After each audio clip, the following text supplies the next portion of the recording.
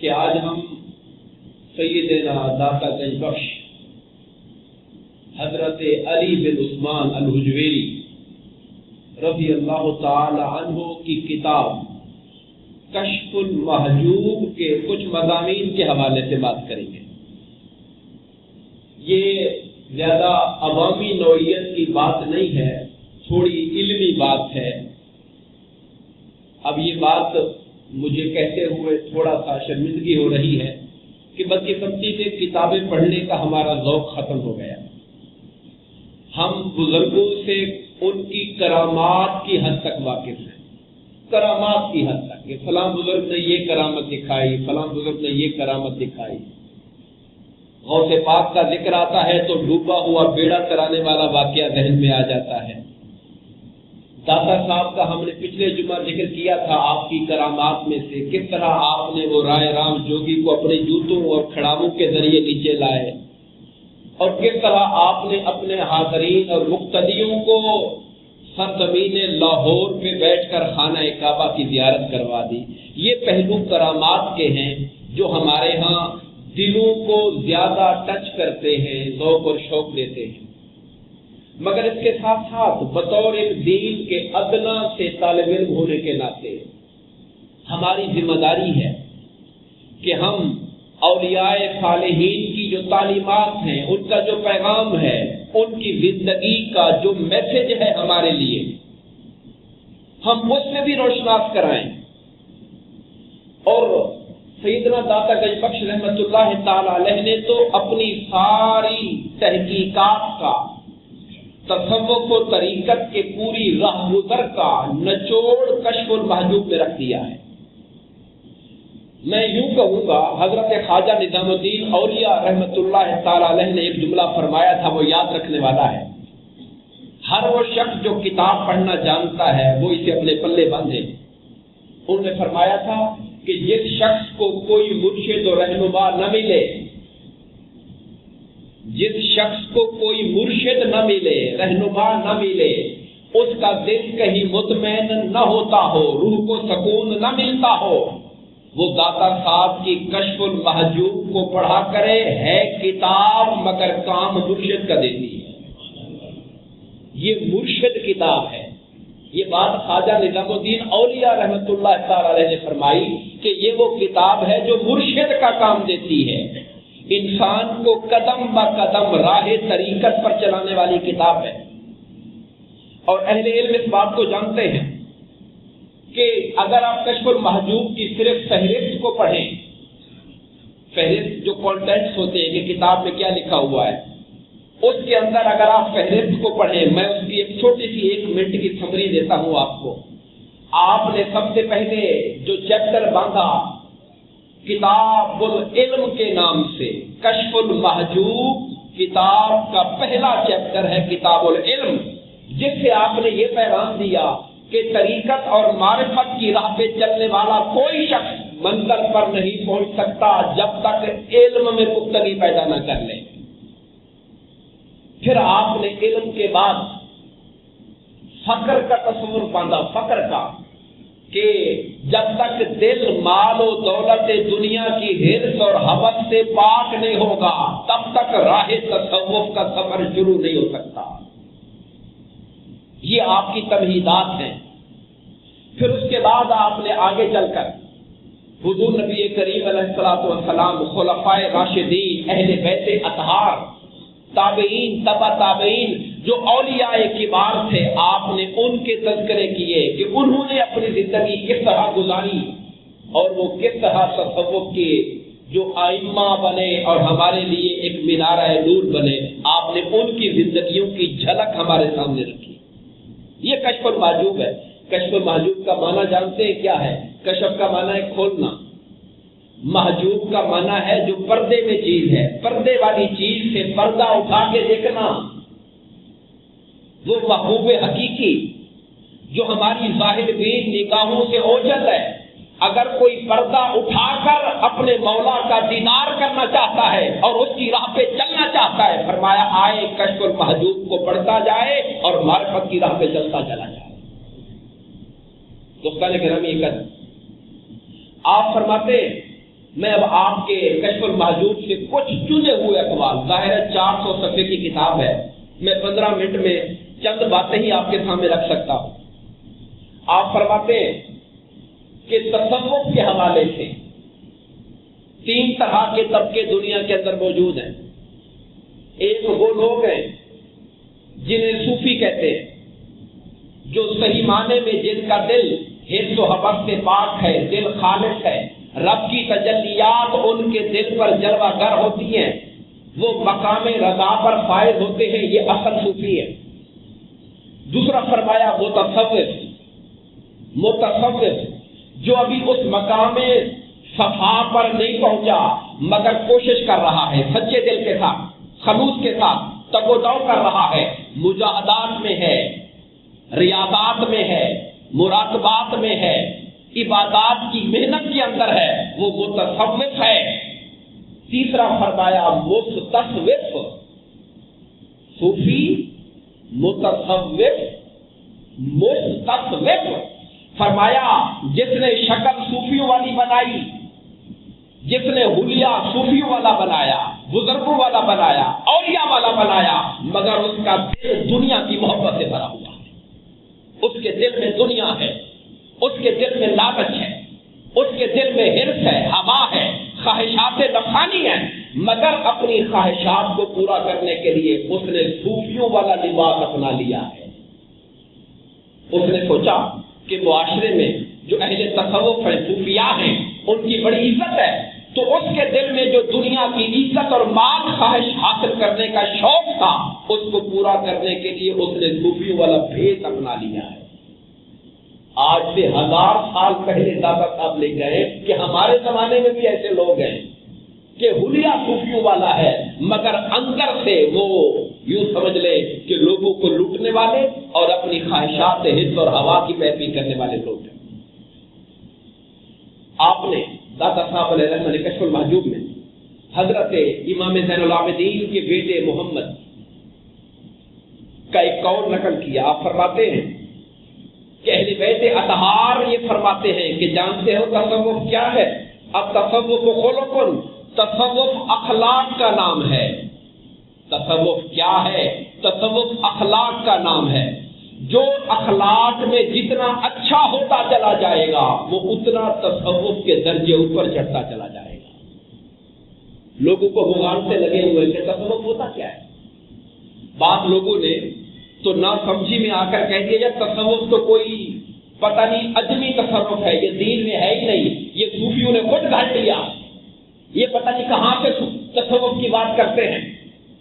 تو داتا صاحب فرماتے ہیں تصوف قرآن سے ہٹ کر کوئی بات نہیں، حدیث سے ہٹ کر کوئی بات نہیں، تصوف نام ہے اخلاق کا، خلق کا، اچھی عادات کا، دل کی صفائی کا، دل کو لالچ سے، حرص سے، حوث سے، نفرت سے، کدورت سے، عداوت سے پاک کرنے کا نام ہے۔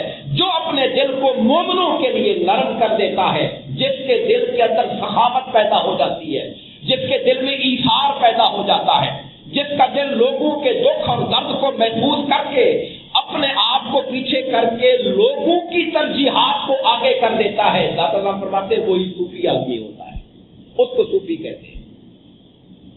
تو آپ نے فرمایا کہ تصوف خلق کا نام ہے، اچھے اخلاق کا نام ہے۔ جو اخلاق میں جتنا اچھا ہوتا چلا جائے گا وہ تصوف میں اتنا آگے بڑھتا چلا جائے گا۔ کشف المحجوب میں داتا صاحب نے حضرت جنید بغدادی کا قول لکھا کہ حضرت جنید بغدادی فرماتے ہیں کہ تصوف 8 چیزوں کو پیدا کرنے کا نام ہے۔ کون سی 8 چیزیں؟ میں سخاوت پہلی چیز فرمائی، سخاوت۔ جو صوفی ہوتا ہے وہ کنجوس کبھی نہیں ہوتا، صوفی کا دل تنگ نہیں ہوتا، صوفی کا دل بخل والا نہیں ہوتا، صوفی سخی ہوا کرتا ہے۔ فرماتے سخاوت ایسی ہو جیسے ابراہیم علیہ السلام کی سخاوت تھی۔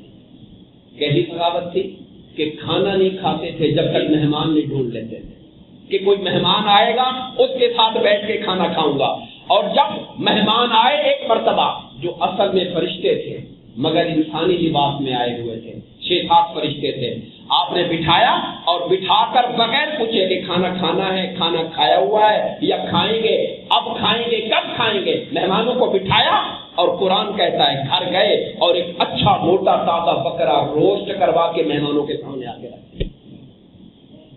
مہمان ہاتھ نہیں لگاتے کھانے کو. آپ نے کہا کیا بات ہے تم کھانا نہیں کھاتے ہو؟ انہوں نے کہا ہم تو فرشتے ہیں, ہم تو کھانا نہیں کھا سکتے, ہم تو کھانا کھا ہی نہیں سکتے, ہم ملائکہ ہیں. مگر آپ نے ان سے پوچھا نہیں تھا, گھر میں مہمان آئے تھے تو قرآن کہتا ہے بھونا ہوا بکرا لا کے مہمانوں کے سامنے رکھ دیا. سخاوت ہو صوفیوں کی تو ابراہیم علیہ السلام جیسی سخاوت ہو. پھر آپ فرماتے ہیں رضا اللہ تعالیٰ کے امر پر خدا کی تقدیر پہ راضی رہنے والا یہ صوفی ہوا کرتا ہے. وہ جو صبر ہو, ایوب علیہ السلام جیسے صبر کا منظر ہو کہ جسم کیا ذرا ذرا تکلیف میں ہے, گھر تباہ ہو گیا, بچے فوت ہو گئے, سارا خاندان چھوڑ گیا, شہر والوں نے اٹھا کے باہر پھینک دیا, مگر پھر بھی اللہ کی رضا پہ صابر ہو کے بیٹھے ہوئے ہیں. صوفی صبر کرنے والا ہوتا ہے. تصوف ہے کیا؟ ان سے پوچھو جو تصوف کے میدان کے شاہسوار ہیں. حضرت جنید بغدادی, غوث پاک کا سلسلہ بھی جنید بغدادی کے ہو کے جاتا ہے, داتا صاحب کا سلسلہ بھی جنید بغدادی سے ہو کے جاتا ہے. آپ فرماتے ہیں تصوف نام ہے دنیا کے اندر اجنبی بن کے رہنا, یعنی اپنے آپ کا اپنا جو دل ہے, دل میں دنیا داروں کی محبت کو آباد نہ کرنا. محبت دل کے دروازے پر رہے, دنیا کی محبت دل کے دروازے پر رہے, محبت دنیا کو دل کے اندر آنے نہیں دینا. دروازے پہ چیز کھڑی ہے, ضرورت ہو تو لے لو, ضرورت ہے تو بیٹھتا ہے رکھو اس کو, دروازے پہ کھڑی رہے. دنیا محبت, دنیا کی محبت دل کے اندر نہ آنے پائے, اجنبی ہو دنیا کی محبت آپ کے لیے. تصوف یہ ہے. پھر فرماتے ہیں لبس الصوف, پھر صوفیاء کا لباس ہے, گدڑی پوش ہوا کرتے تھے. وہ ایک رنگ وہ بھی ہوتا ہے صوفیاء کہ ان کا لباس ان کی تراش خراش بھی بتاتی ہے. پھر فرمایا سیاح, جو صوفی ہوتا ہے وہ سیاحت کرتا ہے, اللہ کی زمین میں چلتا پھرتا ہے, اللہ تعالیٰ کی کائنات میں اس کی نشانیوں پہ غور کر کے عبرت پکڑتا رہتا ہے. پھر اللہ گنج بخش رحمت اللہ تعالیٰ فرماتے میں 300 بزرگوں کی سنگت میں رہا, 300 بزرگوں کے پاس میں گیا, ادھر گیا, مصر گیا, عراق گیا, شام گیا, فلسطین گیا, مکہ مدینہ حرمین, یعنی اس وقت کی جو مسلم دنیا تھی جہاں جہاں خبر ملی اللہ کا نیک بندہ رہتا ہے, میں اس کے در پر گیا اور جا کر اسے میں نے فیض حاصل کیا. سیاحت کرتا ہے تو.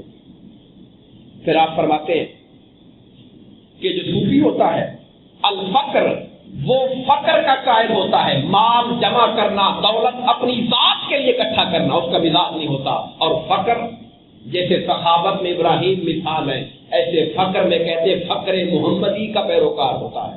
اور میرے آقا کا فقر کیا ہے؟ بخاری شریف کی حدیث ہے, اللہ پاک نے حضور سے فرمایا اے میرے محبوب اگر آپ چاہو تو پہاڑوں کو سونے کا بنا دوں, پہاڑوں کو سونے کا بنا دوں, جہاں آپ جائیں سونے کے پہاڑ آپ کے ساتھ چلتے پھریں, جس طرح چاہو خرچ کرو, جس طرح چاہو استعمال کرو.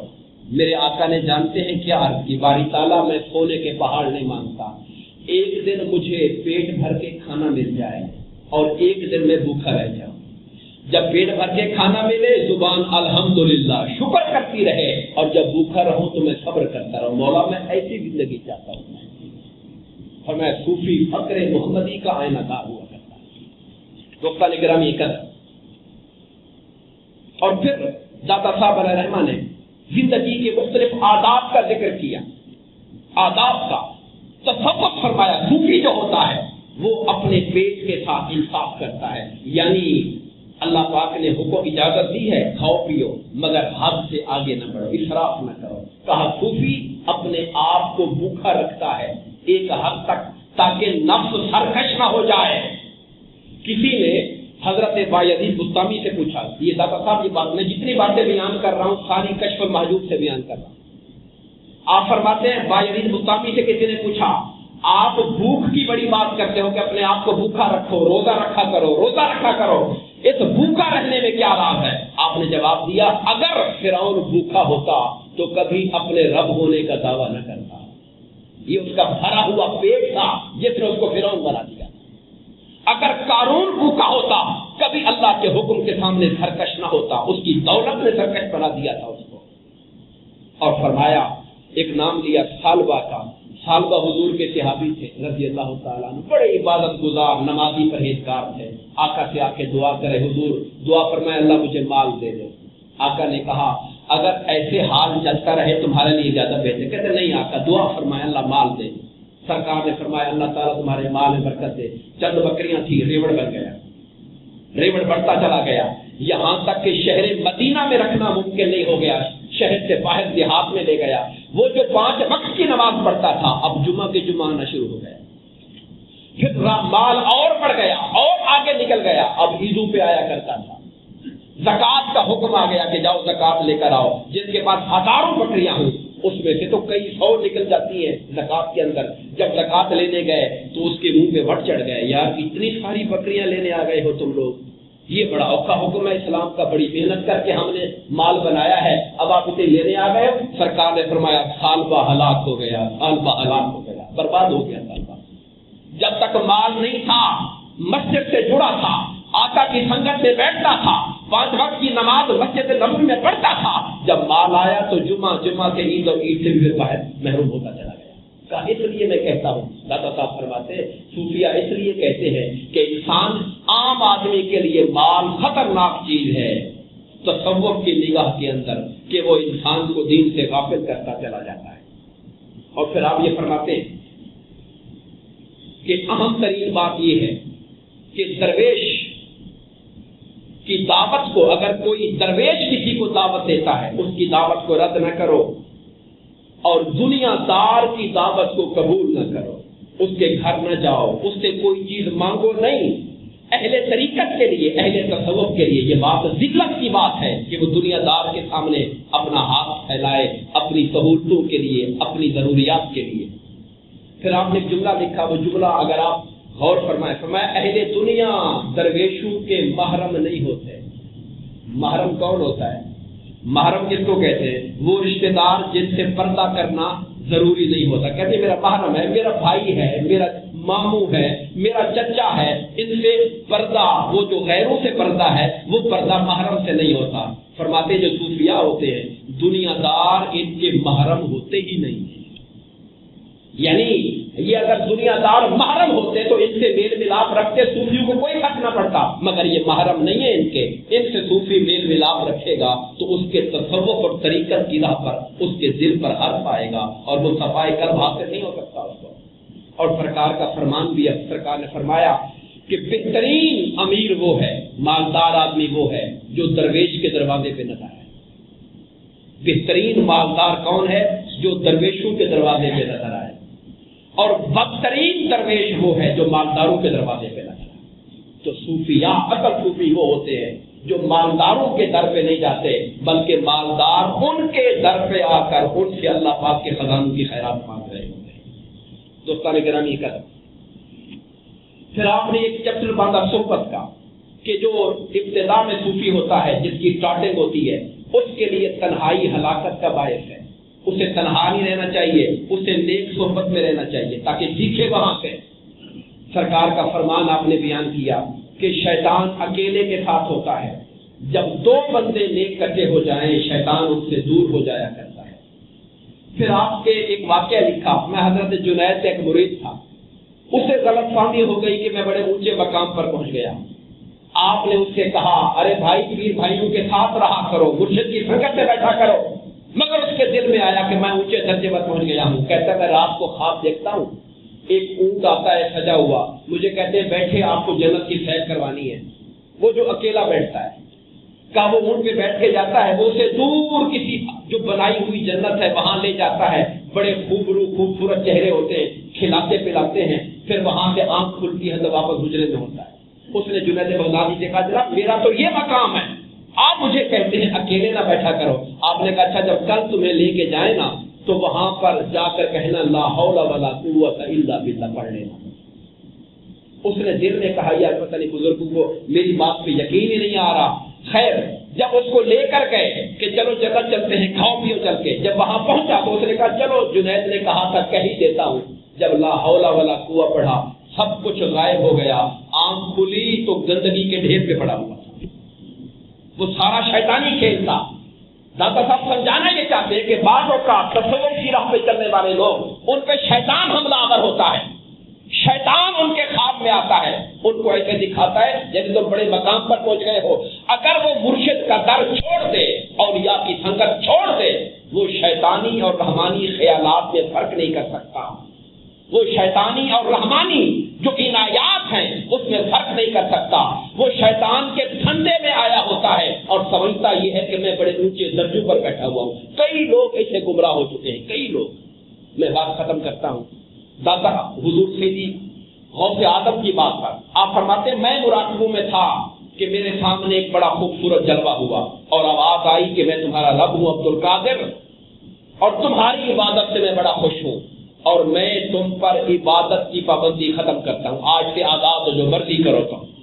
गौसे पाक फरमाते, मेरे दिल में ख्याल आया कि इस कायनात में मेरे आका मोहम्मद मुस्तफा से बढ़कर तो अल्लाह का प्यारा कोई नहीं था। इबादत की पाबंदी उन पर भी खत्म नहीं हुई तो मेरे ऊपर कैसे हो सकती है? कहते मैंने आवाज से कहा ला हौला वला कुव्वता इल्ला बिल्लाह। वो तजल्ली खत्म हो गई, शैतान सामने आ गया और कहने लगा अब्दुल कादिर, मैंने कई 100 वलियों को ये धोखा देकर भटकाया हुआ है, कई 100 वलियों को मैंने ये धोखा दिया हुआ है। इस तरह जलवा करा के उनको मैंने दीन से दूर कर दिया। तुम अपने इल्म से बच गए। आपने कहा जालिम मेरे पर और हमले न कर, मैं इल्म से नहीं बचा, अल्लाह के फजल से बचा हुआ हूं और हुजूर की रहमत से बचा हुआ। दुआ फरमाइए अल्लाह तबारक व तआला हमें औलियाए सालिहीन की संगत और उनके नक्शे कदम पे चलने की तौफीक अता फरमाए। आमीन। वमा अलैना इल्लल बलाग।